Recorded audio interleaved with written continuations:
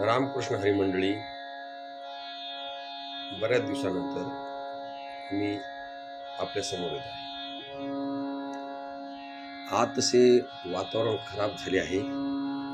बऱ्याच दिवसापासून आपल्याला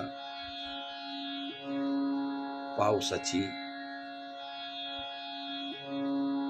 खूपच औषध आहे, पण तरी बी आता निसर्गासमोर आपलं काही चालत नाही.